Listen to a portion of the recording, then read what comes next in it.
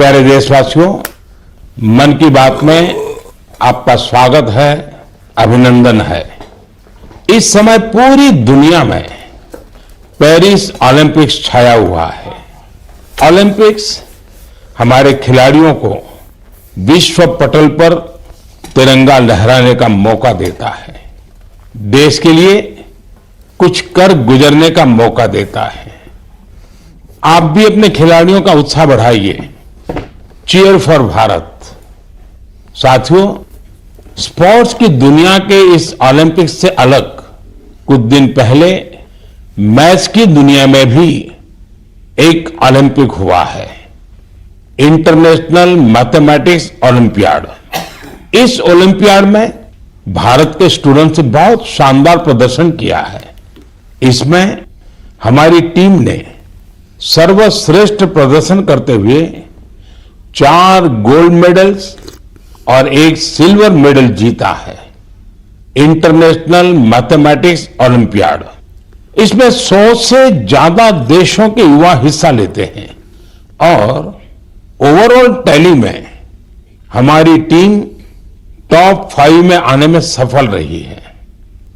देश का नाम रोशन करने वाले इन स्टूडेंट्स के नाम है पुणे के रहने वाले आदित्य वेंकट गणेश, पुणे के ही सिद्धार्थ चोपड़ा, दिल्ली के अर्जुन गुप्ता, ग्रेटर नोएडा के कनव तलवार, मुंबई के रुशिल माथुर और गुवाहाटी के आनंदो भादुरी। साथियों, आज मन की बात में मैंने इन युवा विजेताओं को विशेष तौर पर आमंत्रित किया है। ये सभी इस समय फोन पर हमारे साथ जुड़े हुए हैं। नमस्ते साथियों, मन की बात में आप सभी साथियों का बहुत बहुत स्वागत है। आप सभी कैसे हैं? हम ठीक है सर। अच्छा साथियों, मन की बात के जरिए देशवासी आप सभी के एक्सपीरियंसेस जानने को बहुत उत्सुक है। मैं शुरुआत करता हूं आदित्य और सिद्धार्थ से। आप लोग पुणे में हैं। सबसे पहले मैं आपसे ही शुरू करता हूं। ओलंपियाड के दौरान आपने जो अनुभव किया उसे हम सभी के साथ शेयर कीजिए। मुझे मैथ्स में छोटे से इंटरेस्ट था। मुझे 5th स्टैंडर्ड में प्रकाश सर एक टीचर ने सिखाया था और उन्होंने मेरे मैथ्स में इंटरेस्ट बनाया था। मेरे को सीखना मिला और मुझे करने का अपॉर्चुनिटी मिला था। आपके साथी का क्या कहना है? मैं सिद्धार्थ हूँ, मैं पुणे से हूँ। मैं भी क्लास 12 पास किया हूँ। ये मेरा सेकंड टाइम था IIMO में। मुझे भी छोटे से बहुत इंटरेस्ट था मैथ्स में और आदित्य के साथ जब मैं 6th में था प्रकाश सर ने हम दोनों को ट्रेन किया था और बहुत हेल्प हुआ था हमको। और अभी मैं कॉलेज के लिए CMI जा रहा हूँ और मैथ्स एंड CS परस्यू कर रहा हूँ। अच्छा, मुझे बताया गया है कि अर्जुन इस समय गांधीनगर में है और कनव तो ग्रेटर नोएडा के ही है। अर्जुन और कनव, हमने ओलंपियाड को लेकर जो चर्चा की, लेकिन आप दोनों हमें अपनी तैयारी से जुड़ा कोई विषय और कोई विशेष अनुभव अगर बताएंगे तो हमारे श्रोताओं को अच्छा लगेगा। नमस्ते सर, जय हिंद। मैं अर्जुन बोल रहा हूँ। जय हिंद अर्जुन। मैं दिल्ली में रहता हूँ और मेरी मदर श्रीमती आशा गुप्ता फिजिक्स की प्रोफेसर हैं दिल्ली यूनिवर्सिटी में और मेरे father Shri Amit Gupta chartered accountant हैं। मैं भी बहुत गौरवान्वित महसूस कर रहा हूँ कि मैं अपने देश के प्रधानमंत्री से बात कर रहा हूँ और सबसे पहले मैं अपनी सफलता का श्रेय अपने माता पिता को देना चाहूंगा। मुझे लगता है कि जब एक परिवार में कोई सदस्य एक ऐसे कंपटीशन की तैयारी कर रहा होता है तो केवल उस सदस्य का संघर्ष नहीं होता, पूरे परिवार का संघर्ष होता है। एसेंशियली हमारे पास जो हमारा पेपर होता है उसमें हमारे पास 3 प्रॉब्लम्स के लिए 4.5 घंटे होते हैं, तो एक प्रॉब्लम के लिए 1.5 घंटा। तो हम समझ सकते हैं कि कैसे हमारे पास एक प्रॉब्लम को सॉल्व करने के लिए कितना समय होता है। तो हमें घर पे काफी मेहनत करनी पड़ती है, हमें प्रॉब्लम्स के साथ घंटों लगाने पड़ते हैं। कभी कभार तो एक प्रॉब्लम के साथ 1 दिन या यहाँ तक कि 3 दिन भी लग जाते हैं। तो इसके लिए हमें ऑनलाइन प्रॉब्लम ढूंढनी होती है। हम पिछले साल की प्रॉब्लम ट्राई करते हैं और ऐसे जैसे हम धीरे धीरे मेहनत करते जाते हैं उससे हमारा एक्सपीरियंस बढ़ता है। हमारी सबसे जरूरी चीज हमारी प्रॉब्लम सॉल्विंग एबिलिटी बढ़ती है, जो ना कि हमें मैथमेटिक्स में बल्कि जीवन के हर एक क्षेत्र में मदद करती है। अच्छा, मुझे कनौत बता सकते हैं कि कोई विशेष अनुभव हो इस सारी तैयारी में, कोई खास जो हमारे नौजवान साथियों को बड़ा अच्छा लगे जान करके? मेरा नाम कनक तलवार है। मैं ग्रेटर नोएडा उत्तर प्रदेश में रहता हूँ और कक्षा 11वीं का छात्र हूँ। मैथ्स मेरा पसंदीदा सब्जेक्ट है और मुझे बचपन से मैथ्स बहुत पसंद है। बचपन में मेरे पिता मुझे पजल्स कराते थे, जिससे मेरा इंटरेस्ट बढ़ता गया। मैंने ओलंपियाड की तैयारी 7th क्लास से शुरू की थी, जिसमें मेरी सिस्टर का बहुत बड़ा योगदान है और मेरे पेरेंट्स ने भी हमेशा मुझे सपोर्ट किया। ये ओलंपियाड HPCSE कंडक्ट कराता है और ये एक 5 स्टेज प्रोसेस होता है। पिछले साल मेरा टीम में नहीं हुआ था और मैं काफी करीब था और ना होने पर बहुत दुखी था। तब मेरे पेरेंट्स ने मुझे सिखाया कि या हम जीतते हैं या हम सीखते हैं, और सफर मायने रखता है, सफलता नहीं। तो मैं यही कहना चाहता हूँ कि love what you do and do what you love. सफर मायने रखता है, सफलता नहीं, और हमें सक्सेस मिलते रहेगा अगर हम अपने सब्जेक्ट से प्यार करें और जर्नी को एंजॉय करें। तो कान्हा, आप तो मैथमेटिक्स में भी इंटरेस्ट रखते हैं और बोलते हैं ऐसे ही जैसे आपको साहित्य में भी रुचि है। जी सर, मैं बचपन में डिबेट्स और ओरेटिंग्स भी करता था। अच्छा, अब आइए हम आनंदो से बात करते हैं। आनंदो, आप अभी गुवाहाटी में हैं और आपका साथी रुशील आप मुंबई में हैं। मेरे आप दोनों से एक क्वेश्चन है। देखिए, मैं परीक्षा पे चर्चा तो करता ही रहता हूं और परीक्षा पे चर्चा के अलावा अन्य कार्यक्रमों में भी मैं स्टूडेंट से संवाद करता रहता हूं। बहुत से छात्रों को मैथ से इतना डर लगता है, नाम सुनते ही घबरा जाते हैं। आप बताइए कि मैथ से दोस्ती कैसे की जाए? सर, मैं रुशील माथुर हूँ। जब हम छोटे होते हैं और हम पहली बार एडिशन सीखते हैं, हमें कैरी फॉरवर्ड समझाया जाता है, पर हमें कभी ये समझाया नहीं जाता कि कैरी फॉरवर्ड होता क्यों है। जब हम कंपाउंड इंटरेस्ट पढ़ते हैं, हम ये क्वेश्चन कभी नहीं पूछते कि ये कंपाउंड इंटरेस्ट का फॉर्मूला आता कहाँ से। मेरा मानना ये है कि मैथ्स एक्चुअली एक सोचने और प्रॉब्लम सॉल्विंग की एक कला है, और इसलिए मुझे ये लगता है कि अगर हम सब मैथमेटिक्स में एक नया क्वेश्चन जोड़ दें, तो ये क्वेश्चन है कि हम ये क्यों कर रहे हैं, ये ऐसे क्यों होता है। तो आई थिंक इससे मैथ्स में बहुत इंटरेस्ट बढ़ सकता है लोगों का, क्योंकि जब किसी चीज को हम समझ नहीं पाते, उससे हमें डर लगने लगता है। इसके अलावा मुझे ये भी लगता है कि मैथ्स, सब सोचते हैं, एक बहुत लॉजिकल सा सब्जेक्ट है, पर इसके अलावा मैथ्स में बहुत क्रिएटिविटी भी इम्पोर्टेंट होती है, क्योंकि क्रिएटिविटी से ही हम out of the box solution सोच पाते हैं, जो ओलंपियाड्स में बहुत यूजफुल होते हैं। और इसलिए मैथ ओलंपियाड्स का भी बहुत इंपॉर्टेंट रेलेवेंस है मैथ्स के इंटरेस्ट बढ़ाने के लिए। आनंद, कुछ कहना चाहेंगे? नमस्ते पीएम जी, मैं आनंद खैरव गुवाहाटी से। मैं भी अभी 12वीं कक्षा पास किया हूँ। यहाँ के लोकल ओलंपियाड में 6th और 7th में करता था, वहाँ से जी हुई। ये मेरी दूसरी आयामो थी, दोनों आयाम ही बहुत अच्छे लगे। मैं रुशील जो कहा उससे मैं सहमत हूँ, और मैं ये भी कहना चाहूंगा कि जिन्हें मैथ से डर है उन्हें धैर्य की बहुत जरूरत है। कि हमें मैथ जैसे पढ़ाया जाता है, क्या होता है, एक फॉर्मूला दिया जाता है, वो रटा जाता है, फिर उस फॉर्मूला से ही 100 सवाल ऐसे करने पड़ता है, लेकिन फॉर्मूला समझे कि नहीं वो नहीं देखा जाता। सिर्फ सवाल करते ही जाओ, फॉर्मूला भी रटा जाएगा, और फिर एग्जाम में अगर फॉर्मूला भूल गया तो क्या करेगा। इसलिए मैं कहूंगा कि फॉर्मूला को समझो, जो रुशील कहा था, फिर धैर्य से देखो। अगर फॉर्मूला ठीक से समझे तो 100 सवाल नहीं करने पड़ेंगे, 1-2 सवाल से ही हो जाएंगे, और मैथ्स को डरना भी नहीं है। आदित्य और सिद्धार्थ, आप जब शुरू में बात कर रहे थे तब ठीक से बात हो नहीं पाई। अब इन सारे साथियों को सुनने के बाद आपको भी जरूर लगता है कि आप भी कुछ कहना चाहते होंगे। क्या आप अपने अनुभव अच्छे ढंग से शेयर कर सकते हैं? बहुत सारे दूसरे देशों से इंटरेक्ट किया था, बहुत सारे कल्चर्स से, और बहुत अच्छा था दूसरे स्टूडेंट्स से इंटरेक्ट करने के, और बहुत सारे फेमस मैथमेटिशियंस से। हाँ आदित्य, बहुत अच्छा एक्सपीरियंस था। उधर हमें उन्होंने पार्क सिटी को घुमा के दिखाया था, उधर बहुत अच्छे अच्छे व्यूज दिखे थे और पार्क्स लेके गए थे, और हमें ऑक्सफोर्ड यूनिवर्सिटी को भी लेके गए थे, तो वो भी बहुत अच्छा अनुभव था।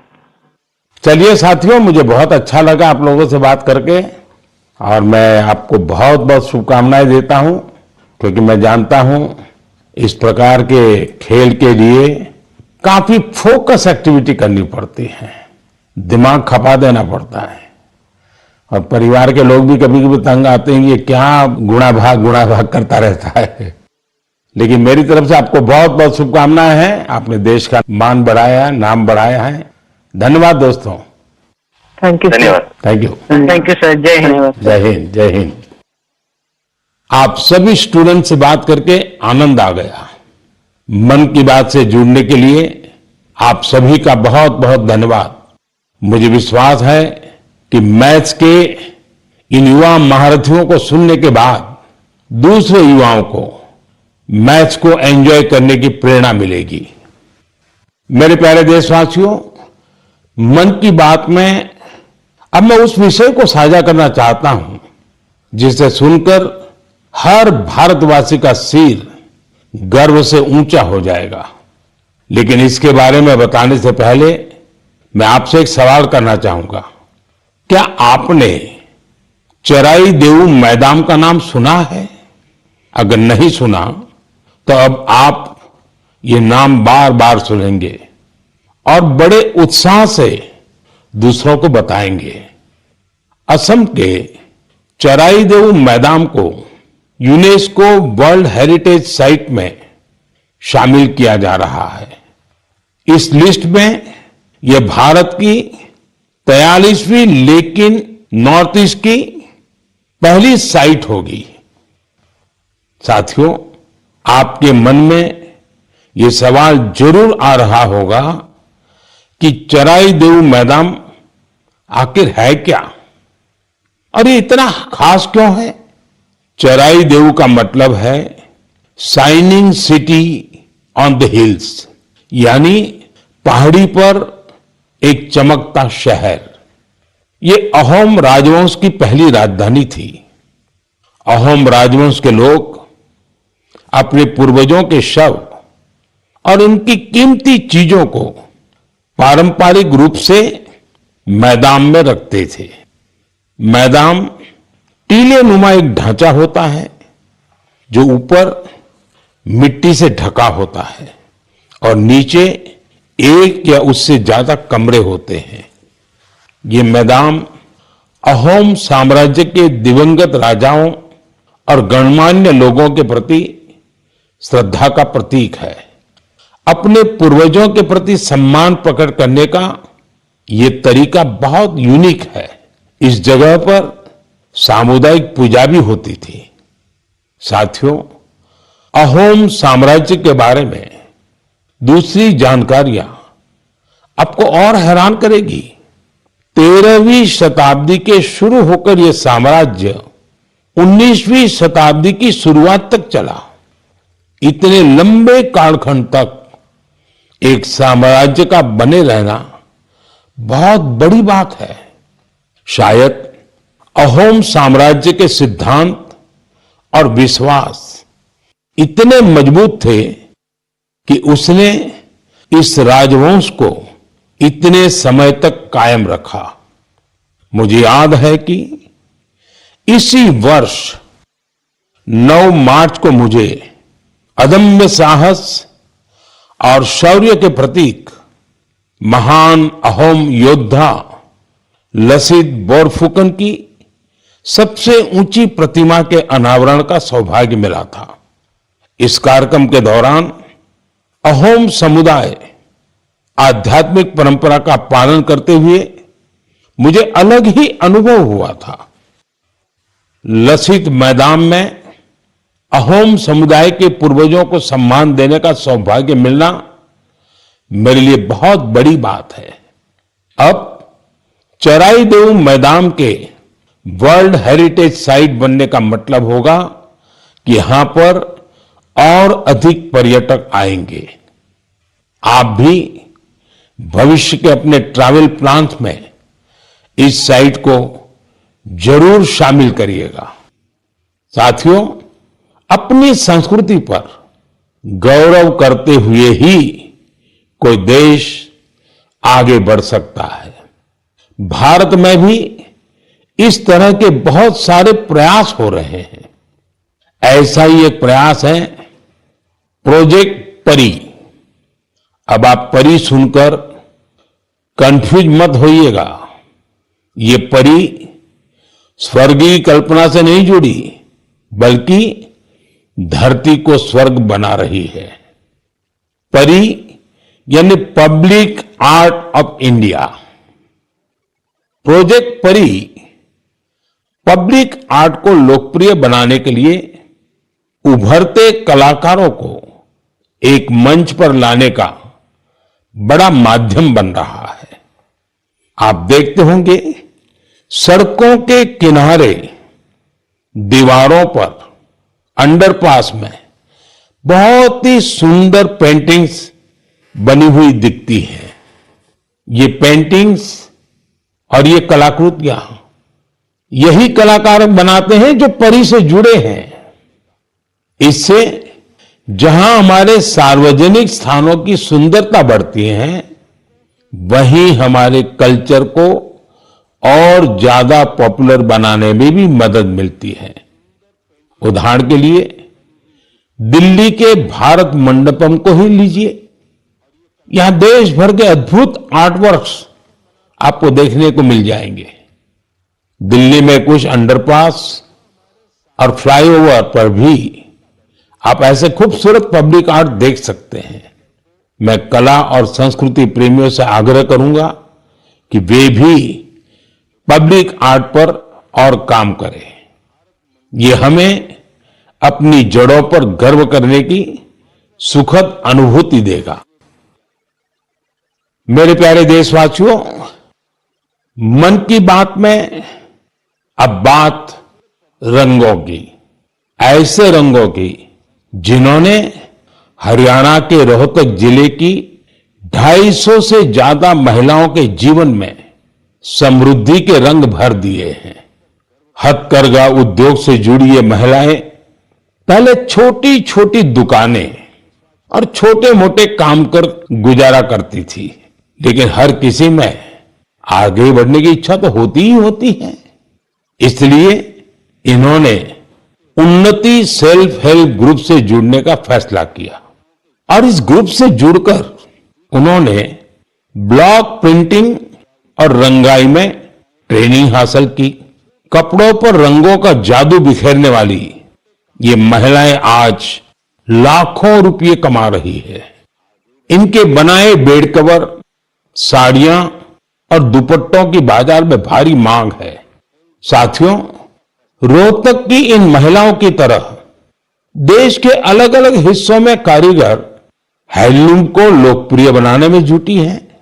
चाहे ओडिशा की संबलपुरी साड़ी हो, चाहे एमपी की माहेश्वरी साड़ी हो, महाराष्ट्र की पैठणी या विदर्भ के हैंड ब्लॉक प्रिंट्स हो, चाहे हिमाचल के भुट्टिकों के शॉल और ऊनी कपड़े हो, या फिर जम्मू कश्मीर के कनी शॉल हो, देश के कोने कोने में हैंडलूम कारीगरों का काम छाया हुआ है।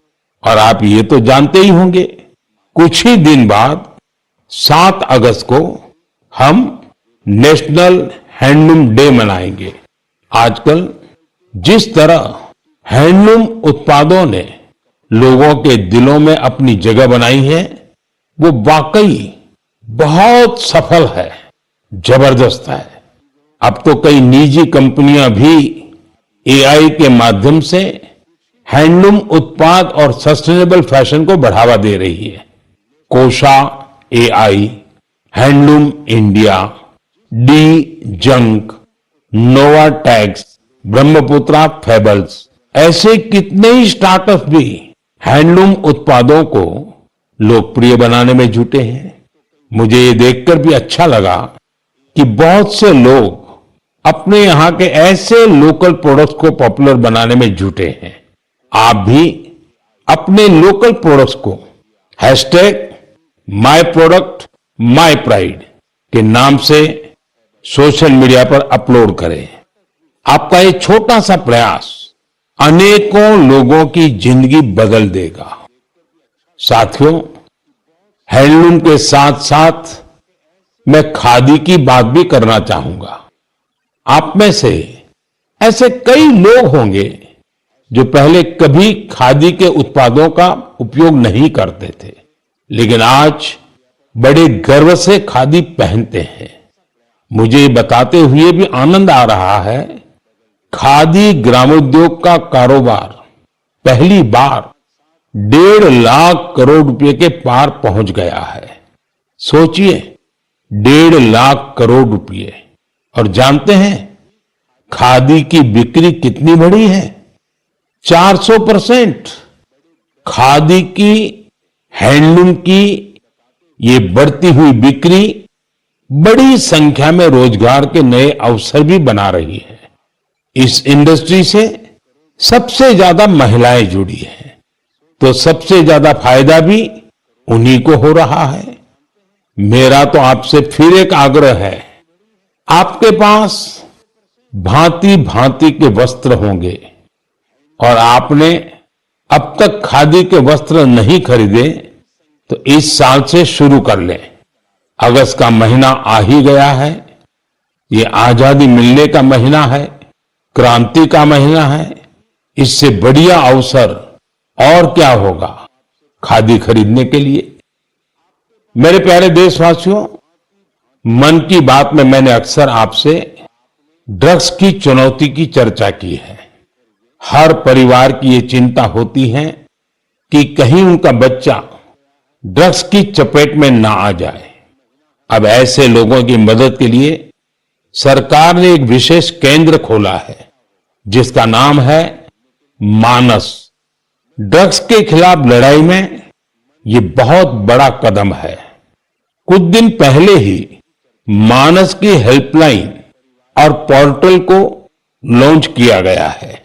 सरकार ने एक टोल फ्री नंबर 1933 जारी किया है। इस पर कॉल करके कोई भी जरूरी सलाह ले सकता है या फिर रिहेबिलिटेशन से जुड़ी जानकारी ले सकता है।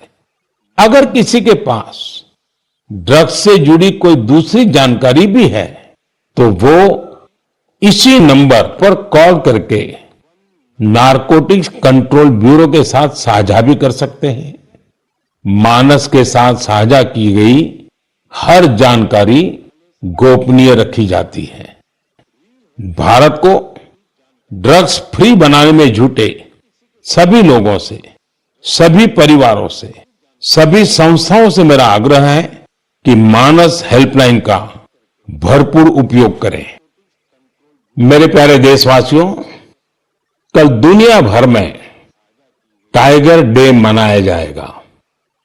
भारत में तो टाइगर्स, बाघ हमारी संस्कृति का अभिन्न हिस्सा रहा है। हम सब बाघों से जुड़े किस्से कहानियां सुनते हुए ही बड़े हुए हैं। जंगल के आसपास के गांव में तो हर किसी को पता होता है कि बाघ के साथ तालमेल बिठाकर कैसे रहना है।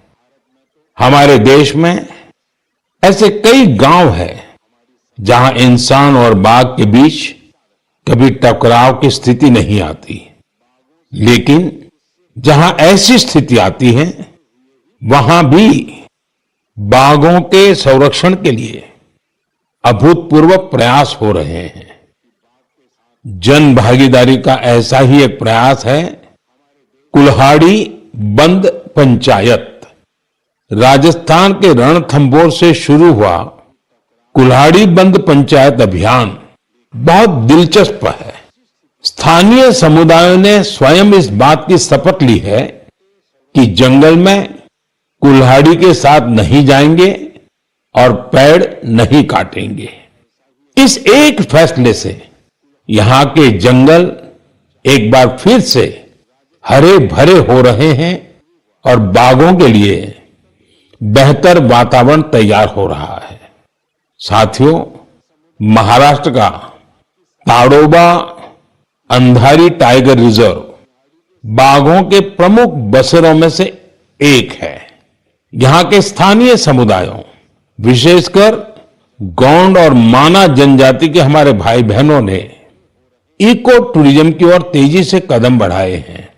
उन्होंने जंगल पर अपनी निर्भरता को कम किया है ताकि यहां बाघों की गतिविधियां बढ़ सकें। आपको आंध्र प्रदेश में नल्ला मलाई की पहाड़ियों पर रहने वाले चेंचू जनजाति के प्रयास भी हैरान कर देंगे। उन्होंने टाइगर ट्रैकर्स के तौर पर जंगल में वन्य जीवों के मूवमेंट की हर जानकारी जमा की। इसके साथ ही वे इस क्षेत्र में अवैध गतिविधियों की निगरानी भी करते रहे हैं। इसी तरह उत्तर प्रदेश के पीलीभीत में चल रहा बाघ मित्र कार्यक्रम भी बहुत चर्चा में है। इसके तहत स्थानीय लोगों को बाघ मित्र के रूप में काम करने की ट्रेनिंग दी जाती है। ये बाघ मित्र इस बात का पूरा ध्यान रखते हैं कि बाघों और इंसानों के बीच टकराव की स्थिति न बने। देश के अलग अलग हिस्सों में इस तरह के कई प्रयास जारी हैं। मैंने यहां कुछ ही प्रयासों की चर्चा की है, लेकिन मुझे खुशी है कि जन भागीदारी बाघों के संरक्षण में बहुत काम आ रही है। ऐसे प्रयासों की वजह से ही भारत में बाघों की आबादी हर साल बढ़ रही है। आपको ये जानकर खुशी और गर्व का अनुभव होगा कि दुनिया भर में जितने बाघ हैं, उनमें से 70% बाघ हमारे देश में है। सोचिए, 70% बाघ। तभी तो हमारे देश के अलग अलग हिस्सों में कई टाइगर सेंचुरी है। साथियों, बाघ बढ़ने के साथ साथ हमारे देश में वन क्षेत्र भी तेजी से बढ़ रहा है। इसमें भी सामुदायिक प्रयासों से बड़ी सफलता मिल रही है। पिछले मन की बात कार्यक्रम में आपसे एक पेड़ मां के नाम कार्यक्रम की चर्चा की थी। मुझे खुशी है कि देश के अलग अलग हिस्सों में बड़ी संख्या में लोग इस अभियान से जुड़ रहे हैं। अभी कुछ दिन पहले स्वच्छता के लिए प्रसिद्ध इंदौर में एक शानदार कार्यक्रम हुआ। यहां एक पेड़ मां के नाम कार्यक्रम के दौरान एक ही दिन में 2 लाख से ज्यादा पौधे लगाए गए। अपनी मां के नाम पर पेड़ लगाने के इस अभियान से आप भी जरूर जुड़े और सेल्फी लेकर सोशल मीडिया पर भी पोस्ट करें। इस अभियान से जुड़कर आपको अपनी मां और धरती मां दोनों के लिए कुछ स्पेशल कर पाने का एहसास होगा। मेरे प्यारे देशवासियों, 15 अगस्त का दिन अब दूर नहीं है और अब तो 15 अगस्त के साथ एक और अभियान जुड़ गया है, हर घर तिरंगा अभियान। पिछले कुछ वर्षों से तो पूरे देश में हर घर तिरंगा अभियान के लिए सबका जोश हाई रहता है। गरीब हो, अमीर हो, छोटा घर हो, बड़ा घर हो, हर कोई तिरंगा लहराकर गर्व का अनुभव करता है। तिरंगे के साथ सेल्फी लेकर सोशल मीडिया पर पोस्ट करने का क्रेज भी दिखता है। आपने गौर किया होगा, जब कॉलोनी या सोसाइटी के एक एक घर पर तिरंगा लहराता है तो देखते ही देखते दूसरे घरों पर भी तिरंगा दिखने लगता है। यानी हर घर तिरंगा अभियान तिरंगे की शान में एक यूनिक फेस्टिवल बन चुका है। इसे लेकर अब तो तरह तरह के इनोवेशन भी होने लगे हैं। 15 अगस्त आते आते घर में, दफ्तर में, कार में तिरंगा लगाने के लिए तरह तरह के प्रोडक्ट दिखने लगते हैं। कुछ लोग तो तिरंगा अपने दोस्तों पड़ोसियों को बांटते भी है। तिरंगे को लेकर ये उल्लास, ये उमंग हमें एक दूसरे से जोड़ती है। साथियों, पहले की तरह इस साल भी आप हर घर तिरंगा.com पर तिरंगे के साथ अपनी सेल्फी जरूर अपलोड करेंगे। और मैं आपको एक और बात याद दिलाना चाहता हूं। हर साल 15 अगस्त से पहले आप मुझे अपने ढेर सारे सुझाव भेजते हैं। आप इस साल भी मुझे अपने सुझाव जरूर भेजिए। आप माईगॉव या नमो ऐप पर भी अपने सुझाव भेज सकते हैं। मैं ज्यादा से ज्यादा सुझावों को 15 अगस्त के संबोधन में कवर करने की कोशिश करूंगा। मेरे प्यारे देशवासियों, मन की बात के इस एपिसोड में आपसे जुड़कर बहुत अच्छा लगा। अगली बार फिर मिलेंगे देश की नई उपलब्धियों के साथ, जन भागीदारी के नए प्रयासों के साथ। आप मन की बात के लिए अपने सुझाव जरूर भेजते रहें। आने वाले समय में अनेक पर्व भी आ रहे हैं। आपको सभी पर्वों की ढेर सारी शुभकामनाएं। आप अपने परिवार के साथ मिलकर त्योहारों का आनंद उठाएं। देश के लिए कुछ न कुछ नया करने की ऊर्जा निरंतर बनाए रखें। बहुत बहुत धन्यवाद। नमस्कार। ये सीधा आप सुन रहे थे प्रधानमंत्री नरेंद्र मोदी को मन की बात कार्यक्रम में, जब उन्होंने पूरे देशवासियों को संबोधित किया और इस दौरान उन्होंने किस तरीके से सरकार आम जनता के लिए काम कर रही है, इसके साथ साथ जिस तरीके से ओलंपिक हो रहे हैं, एक नया कीर्तिमान स्थापित करने की कोशिश की जा रही है। ज्यादा से ज्यादा देश दुनिया में देश किस तरीके से प्रगति कर रहा है, साथ ही युवाओं को लेकर भी उन्होंने फोकस किया, युवाओं को लेकर भी उन्होंने संबोधन दिया है। और चलिए अब देखेंगे सुपरफास्ट खबरें तेज अंदाज में।